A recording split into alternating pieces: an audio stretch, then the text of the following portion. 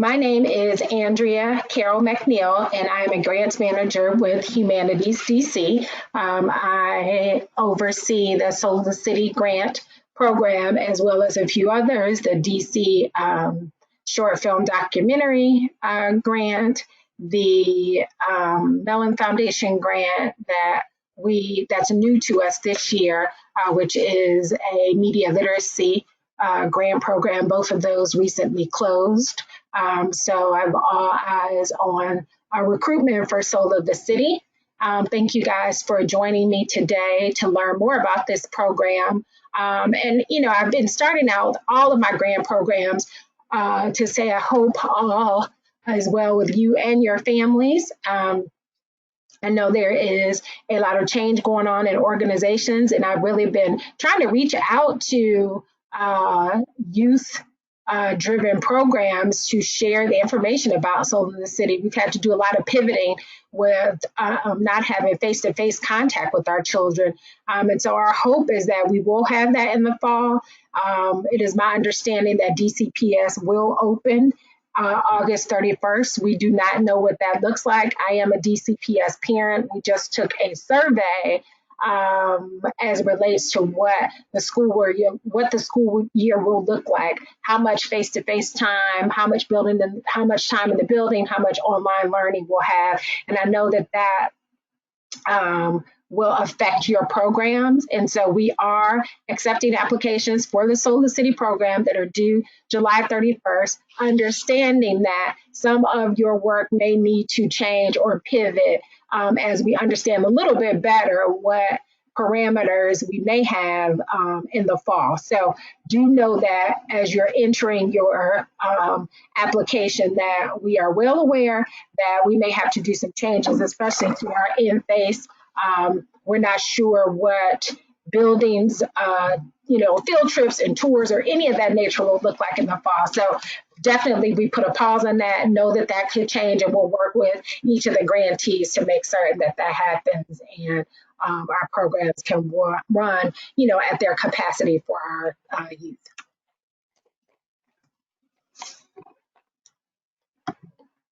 So I'd like to just share a little bit about HumanitiesDC, just who we are. We are the Humanities Council of Washington, D.C. There are 56 humanities councils within the United States and its territories. We are each an affiliate of the NEH, the National Endowment for the Humanities.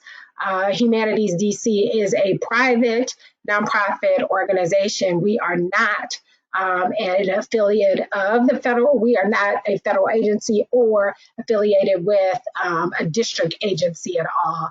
And HumanitiesDC, we fund programs in DC. We provide grant making opportunities for humanities-based DC organizations only. So to receive funding from us, you must be a DC-based organization and serve the District of Columbia, whether it be youth, people, or our communities. So our mission. Some of those on the place, you don't have to reach in every single time. Oh, let's see. We have some. Make sure. I thought I had everybody muted. If you can mute, if you're not muted, if you could do that, that would be great. And so our mission, again, DC, that is who we serve. And so to enrich the quality of life of Washingtonians is, kind of the first piece of our mission.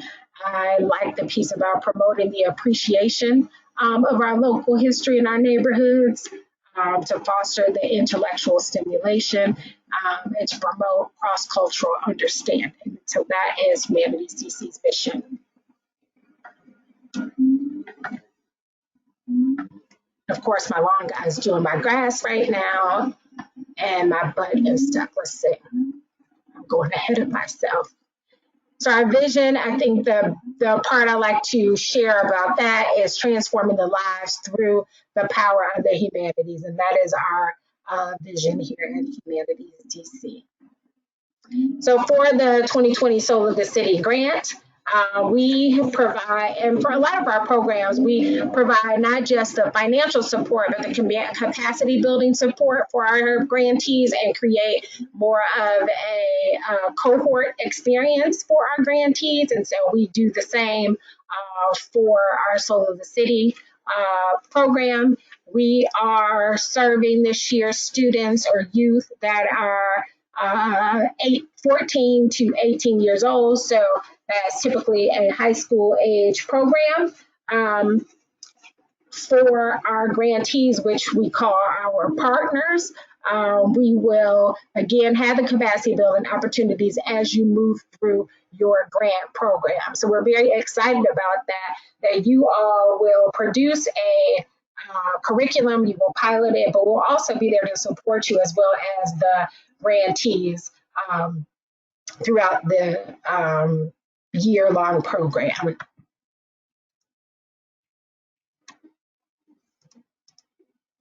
So for this year, our awards are up to $30,000. So $30,000 for the grant program for this year.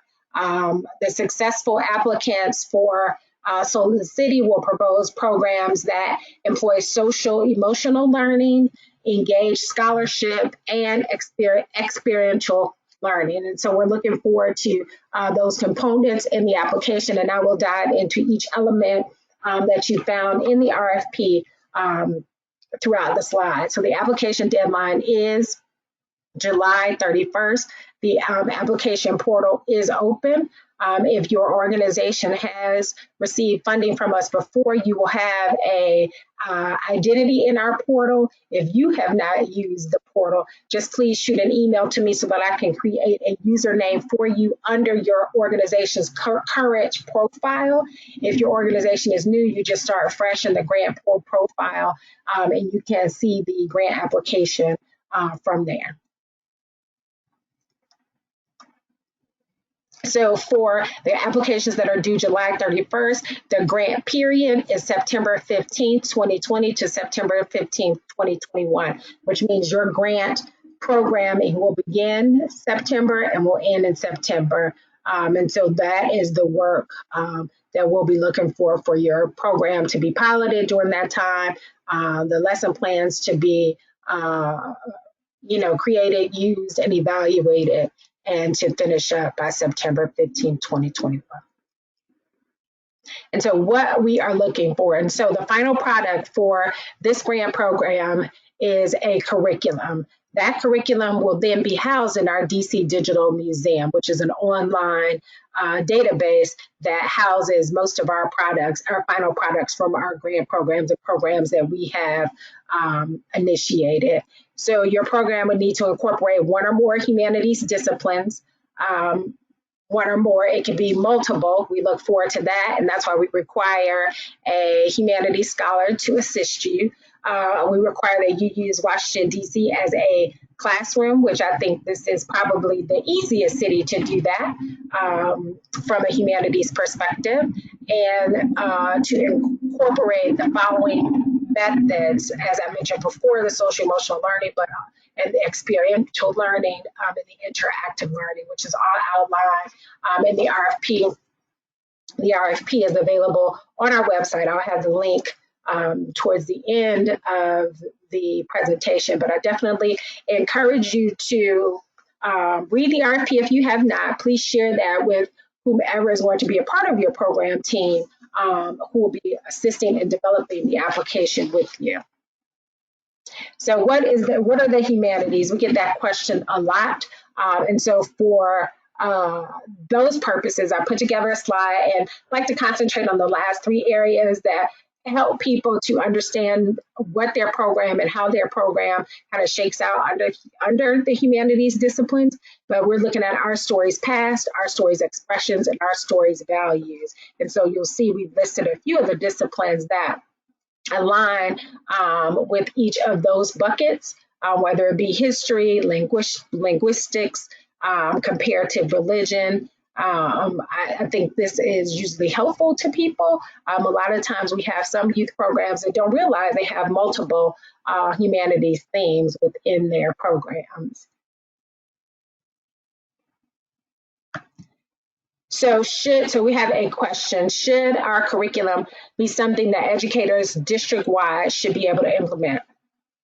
Yes, so it could be in school, It could be components of that in the classroom or out of time programs that happen on the weekends or after school as well. We may receive the gamut. So typically at the end of our grant period, we do some type of showcase for our grant program. And so for our grantees, we would have you come together. And this is just a general thought. I work with the cohort to see what types of ideas we could come up with for a showcase. So it could potentially be some sort of workshop or panel inviting educators or program leaders of youth organizations within DC to have you share pieces and bits of your curriculum so that they can understand how this work happened.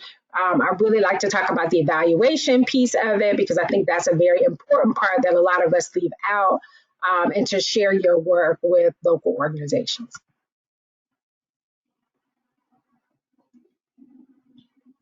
Yes, and so I'll go into a little bit more about the Humanities Scholar, but yes, so you want to make certain that you have somebody who has in-depth knowledge of your humanities disciplines. Sometimes we have two people that work on a project, so if it's a sociologist and then you may have, and this is just totally an example, a historian. You could do both. You can have somebody as an advisor, but to have somebody as a scholar who is familiar with the disciplines that you are going to identify in your application is a must.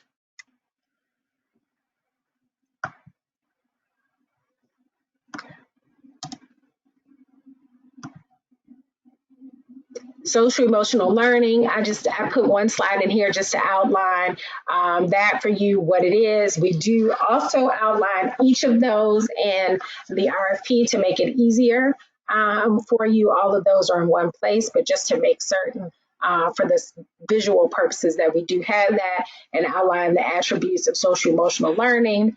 And of course, create opportunities for lively student participation. And I think, again, we talked a lot about the 3 buckets that we would require for Soul of the City and settled on these and thought from previous work and previous conversations with our current cohort and others about the very much the need for it.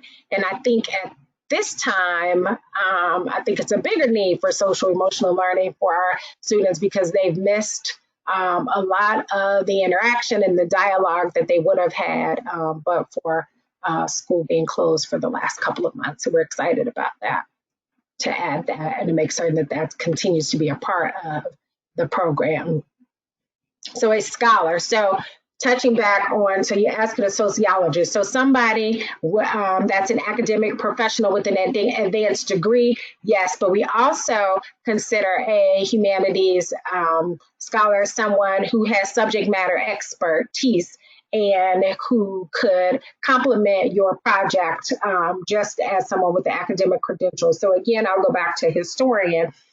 If someone has lived in the Shaw neighborhood for 90 years and they could assist you in walking your students through some historical elements or some other things that your program involves, then that person could be your historian. And so you just need to show us and provide us with the person's credentials as it related to them being the subject matter expert. So someone who is a qualified scholar could have the advanced degree or not. In either case, please provide in the narrative information to support the selection of that individual.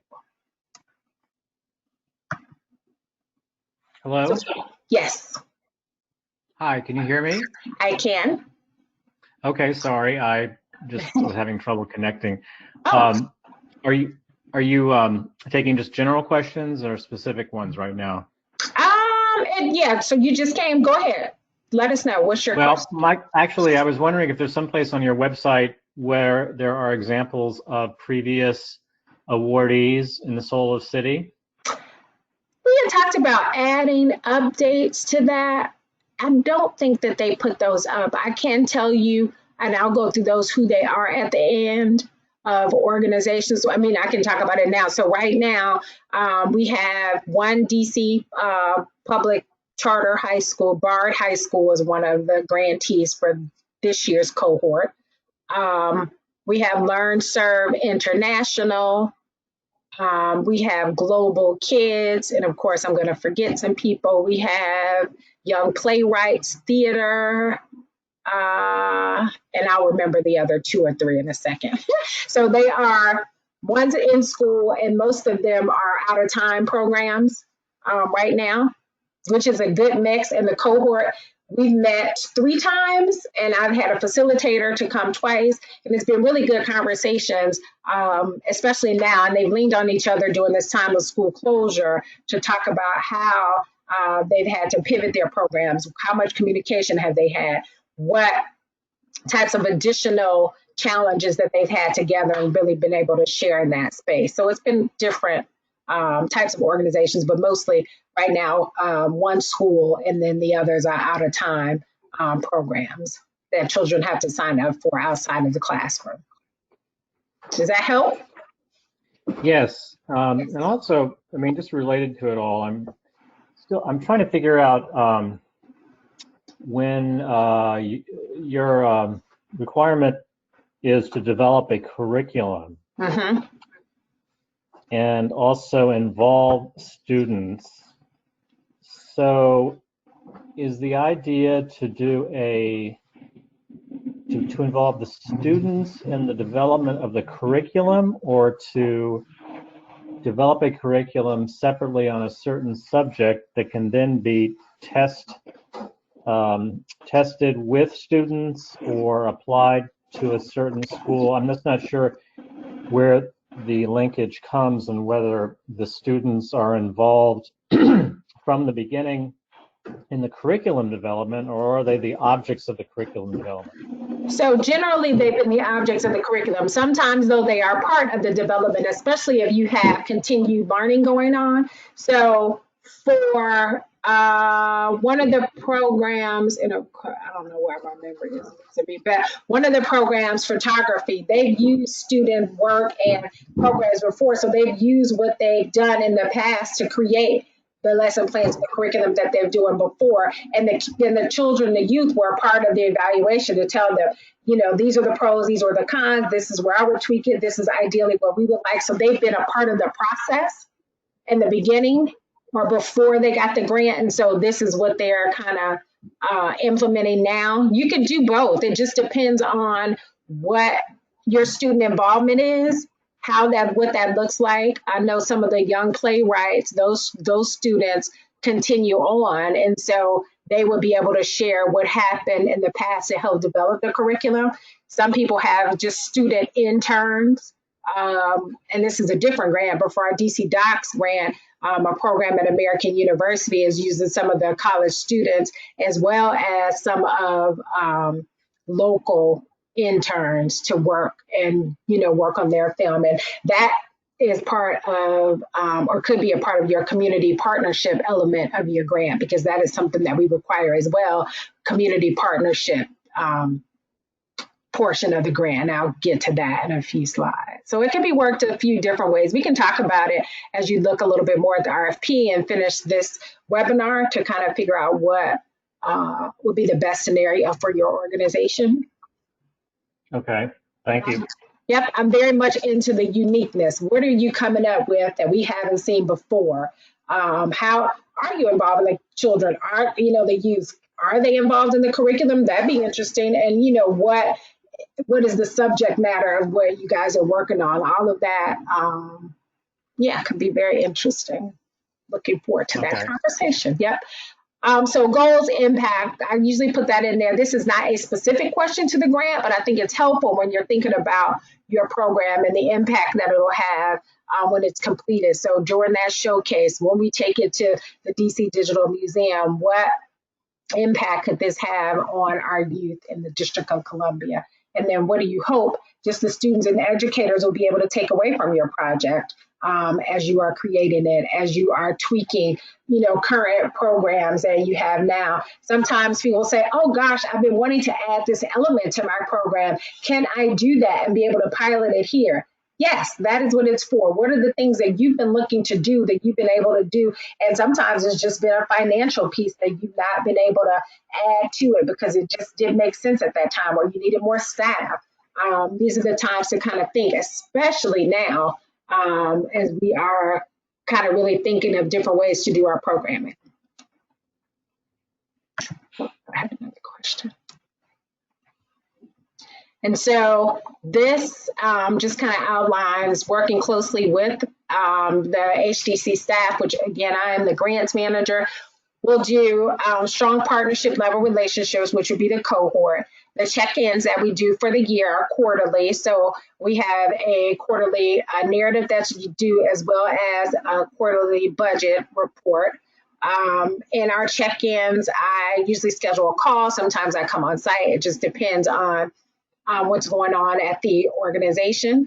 I also do capacity building workshops, networking opportunities, and we come together as a cohort per the cohort. So I just listen to what the needs are of each of the organizations and try to create that opportunity for everyone.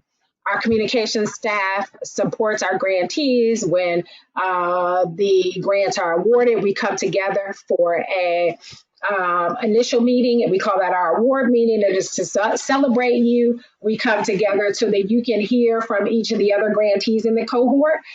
We come together to announce the grant. We come together to just have some interaction. Right now, of course, those are happening virtually, but we still want the grantees to know one another and the work that you're doing in the space that you are in. We enjoyed that part of the work. And then we can assist with promoting any activities or events that you have throughout the grant period. So the collaboration and community involvement are part of the application. A portion of that does ask you what role does the community play in your project? And so really began to think about that, whether it's youth in the community, whether it's partnering with other organizations, what does that look like? It could be partnering with the schools that you engage with. Are you in a school or multiple schools? If you are a school, what does your community partnerships look like? The public scholar input is interesting. And so working with the humanities scholar, if they have an affiliation with the university, does that relationship go beyond that? And so explain those things to us in the application. Back to our vision, throughout the application narrative, we'll ask about your humanities themes. We'll ask about is your program, or can it transform the lives of Washingtonians through the power of humanities?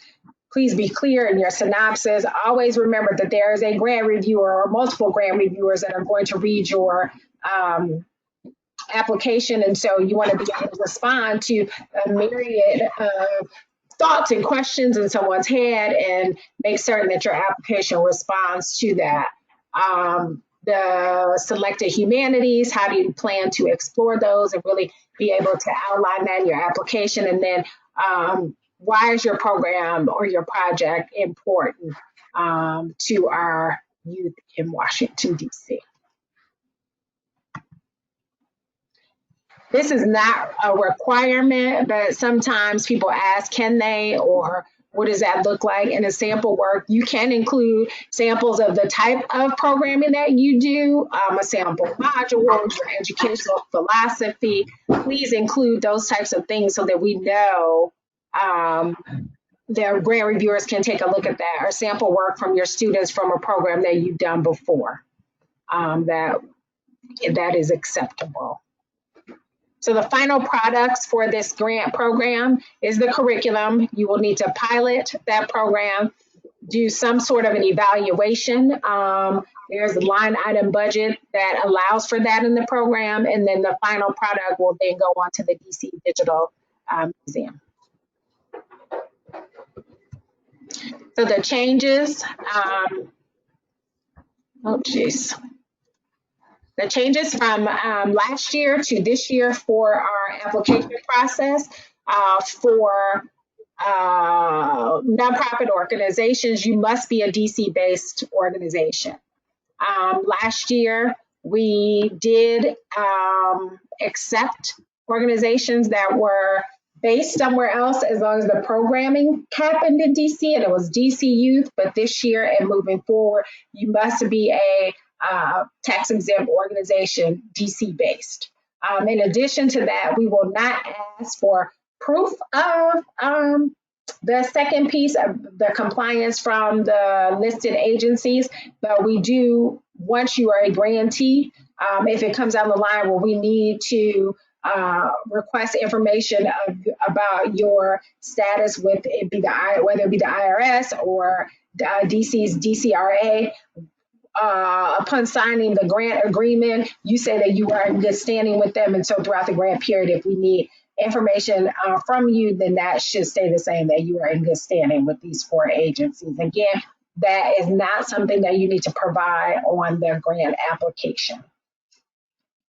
For the applicants, you must comply with the American Disabilities Act, and I am seeing that part of my slide, I think, is cut off, but I will provide that information to you. But you must be compliant. All or most organizations are. We just have to make certain that if you are hosting a program, the building that you are in, the information that you are sharing, if someone needs access to it, that you are able to provide that to them. Just like if someone was to call me about this webinar and they would need assistance, and I would need to be able to provide whether it be the slides separately or other tools. Right now, our meeting platform does not have all of the accessibility needs that someone may ask us for, and I'll have to individually work around that to help someone. I did not get in those requests, but am ready to handle that if they do come my way. And that is what our goal is, to make certain that our organizations are prepared. Sometimes for local organizations, you only receive funding locally. And so if you are receiving other dollars, whether it be federal or from national nonprofits, then this is a requirement that you'll be all set for once you apply for those types of funding.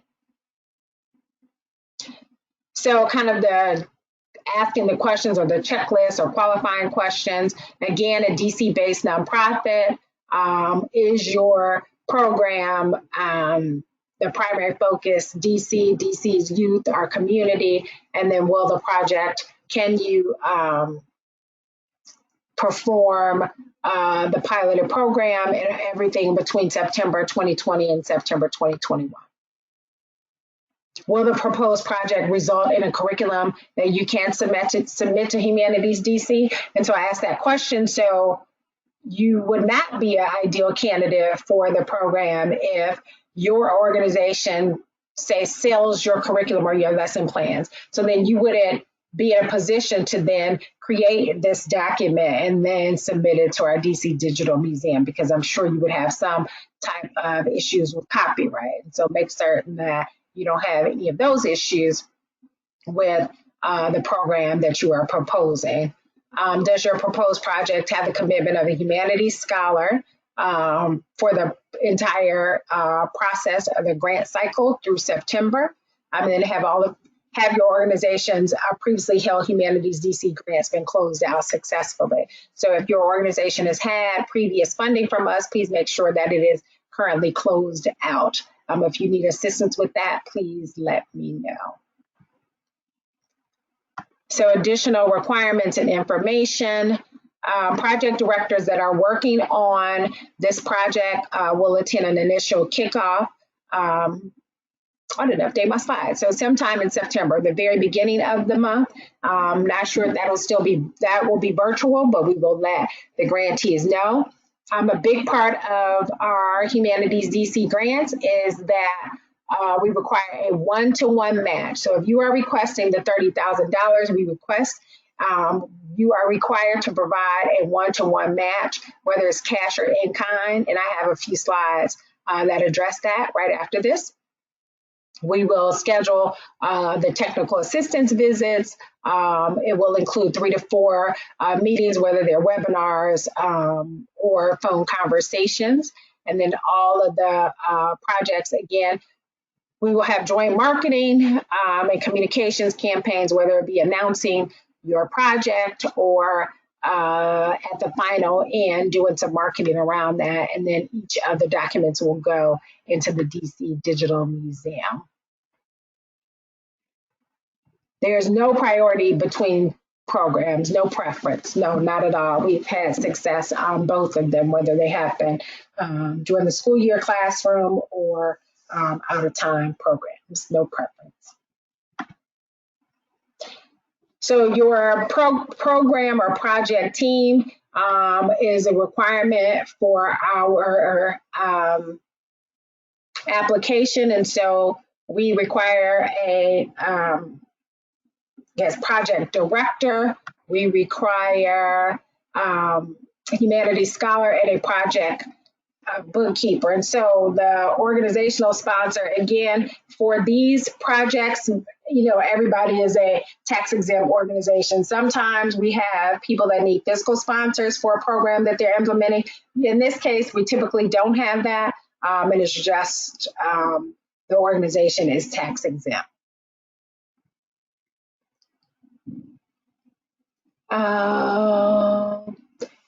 Notice the majority of curriculum on the website have 3 to 8 lessons apiece. Is that an expectation? We do not have an expectation of exactly what the curriculum will look like. If you want to talk about it individually, we can, but no, there's no requirement that it must have 5, lessons per anything. No, we just want you to talk through your program. And then once we have our grantees, we flesh out even more of what that will look like. Sometimes the grantees want to flesh it out more once they are piloting the program, and we have those discussions throughout the project period.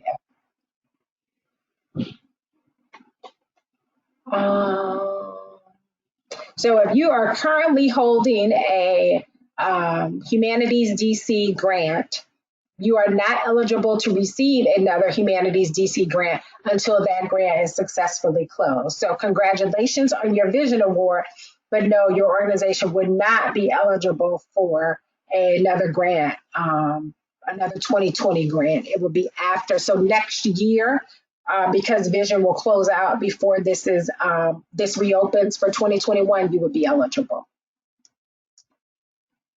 Application budget. And so here's the budget that we require. So please, in the HumanitiesDC requested funds, that line item, you're welcome, that line item must add up to $30,000 or whatever the amount that you're requesting. The columns next to it, cost share, cash, and in kind, split it up however way you see fit. If you have 10,000 of in cash and 20,000 of in kind, but both those columns must total, the sum of them must be what you're requesting. You can go above the $30,000 because we know a lot of times you may have cash or in kind donations, that's fine, but please don't go over the $30,000 requested amount from HumanitiesDC.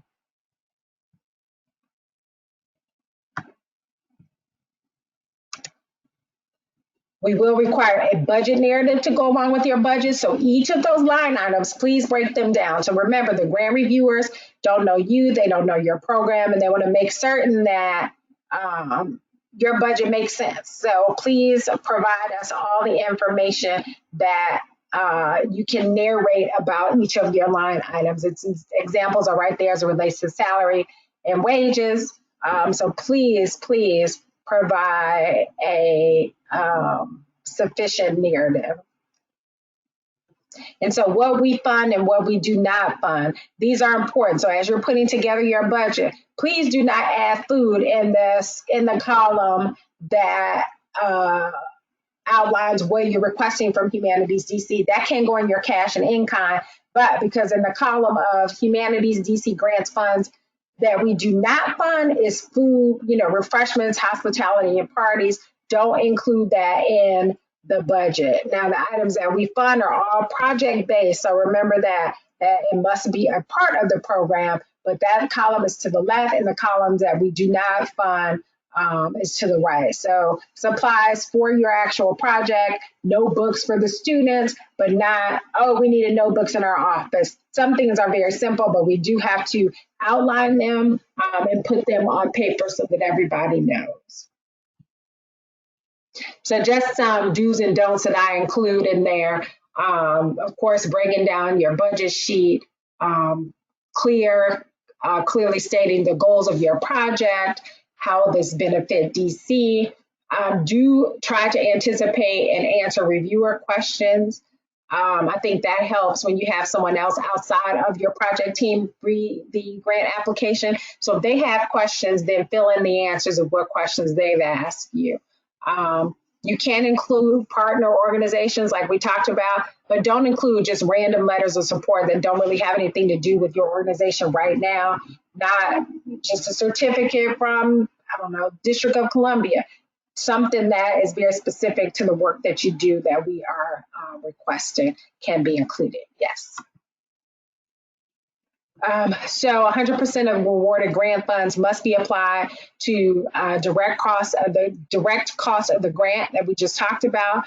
However, if you are if your organization is a fiscal sponsor for a program, you can outline 10% of the budget to be awarded to the fiscal sponsor as relates to fees, and most of them come in the bookkeeping area and administrative area. Again, all of the submitted work that's piloted and been evaluated will be housed in the DC Digital Museum. I list the terms. The grantees will receive this information to review as soon as you are chosen. But again, I like to just outline it so you'll have the slides that you'll receive 100% of the funding. So if you request the $30,000, we award you the $30,000, you will receive that in September. And then that's why the budgeting sheets are so important. Then we will track the funding that way. You'll be required to submit that information and data to us quarterly. We will provide the templates for you. It'll be easy, broken down by each quarter. And the grant conditions that are signed, they do constitute a legal document in relationship between HumanitiesDC and that organization. More terms, just again, direct costs, curricula, and then submitting the application. So I'm sure most of you guys have been on our website. You can find the grant information under humanities-dc.org. Under the grants tab, you'll see Soul of the City. Click that. The RFP will be there, and the application portal. If you click apply now, you will enter into the portal. The portal will look like this. I think I said prior to me recording that if your organization has applied for HumanitiesDC funding in the past, your organization is in the portal. If you are a new user, or if that person who applied before is no longer there, just shoot me an email and I can update your profile to add your username. I can take off old ones. I can update your address. All of those things can happen. We just encourage you not to create another user profile. If you are new to our system, just go right in and begin to complete your organizational information. Please, please, please create the organizational information with the correct EIN numbers. That is how we check to see if you are a 501c3. Once the portal is closed, I cannot come back to you and ask you for information. Oh, I know this is wrong. Oh, I know she meant to upload that, but I cannot add information to the portal. So please review everything to make sure that that is correct before we submit. I just went over that for first-time applicants. The online portal, when you get in there and you select Soul of the City, you'll see under the application that there's a preview and a question list. If you click question list, you can just print that out. And again, I encourage you to print that out so that you can share that information with your project team, with your scholar. So I'm sure we're making the case to our scholar and we want to show them everything that's needed. And to our community partners if needed. Just a last slide. We are always in need of grant reviewers. We had a big push actually within the last month for grant reviewers, but we always encourage people who have applied in the past to please sign up to be a HumanitiesDC grant reviewer. It's an interesting process. You come together with a grant reviewer team. You are assigned applications. It's usually between 10 and 15, and you have about a month to review them on your own. And then we come together as a grant review team to flesh out the numbers and your comments. And so it's always been very interesting conversations. And we do have people that are very passionate about the work that we do, whether it is in humanities, arts, culture, and just DC in general. And so we encourage people to apply to be a grant reviewer. And it helps us out a lot, and it is encouraging when we have people that are very much vested into the process to assist us. So this is my last slide. This is my information. Please, please, please email me if you have questions. Right now, we have several weeks prior to the grant deadline to get any questions answered or shared in comments about your actual grant program with me. Please do so. I usually schedule 30-minute appointments with everybody. So just let me know. And I can take any more questions that you have before we sign off. Please let me know. Thank you guys for joining us today.